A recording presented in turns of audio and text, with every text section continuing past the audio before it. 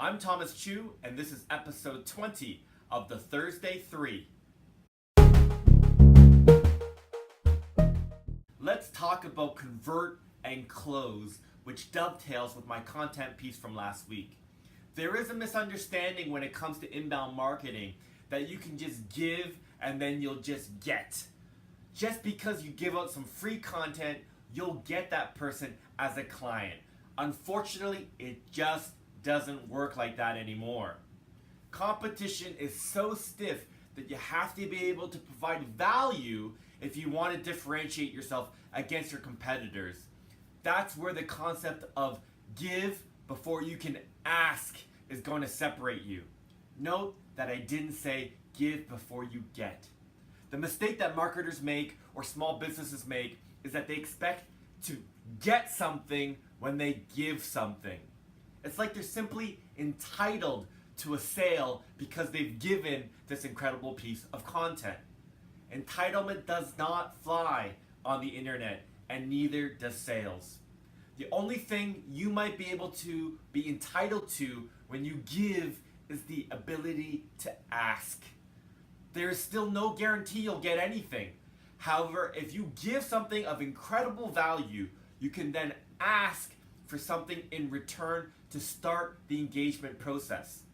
The key is shifting your perspective.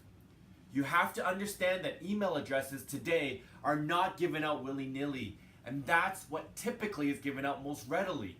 People hold their email addresses very close to the vest, in which case, to get an email, you have to give something of incredible value, then you're entitled to ask for an email in return. If the value is truly great, only then will an email be given. The critical step in the convert cycle is getting an email address to convert a stranger into a non-stranger.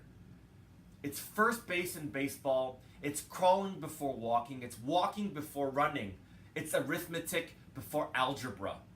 Converting that stranger into someone who now is invested in seeing your stuff, seeing your content, your product, your services, and is more able to adopt your products and services, and who will likely buy something from you down the line. You're not trying to close the person when you first meet them. Let me share with you a story, and this happens to me all the time when I go to a networking function and I'll be introduced to someone who actually has a type of service that might be able to help my clients, or there's some overlap in terms of our industries where we can work together. I'll introduce myself and they'll introduce themselves, and we'll share a little bit about each other. I'm always really keen on learning about them to see how they fit inside of my portfolio, and I rarely ever talk about myself unless they ask me. I do that as a test because it allows me to see who's just selling and who's trying to provide value. In a few days, there's always someone that calls me to follow up, and they'll say, "Hey Thomas, I met you at that function and I have this particular service that I can help you out with over here." What they're doing is going for the fast sell without trying to convert. They haven't learned about me. They haven't really learned about how their service can intimately fit within my product line. Instead, they're just selling.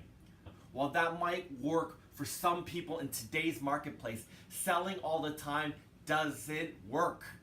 Now, if that same person said, "Hey Thomas, I got this thing over here, and I'm going to give you a free trial, or I'm going to write this content for you, or I'm going to do some free coding for you so you can see, so I can show you some of my talent, and perhaps we can discuss some other things down the line," would I be more interested?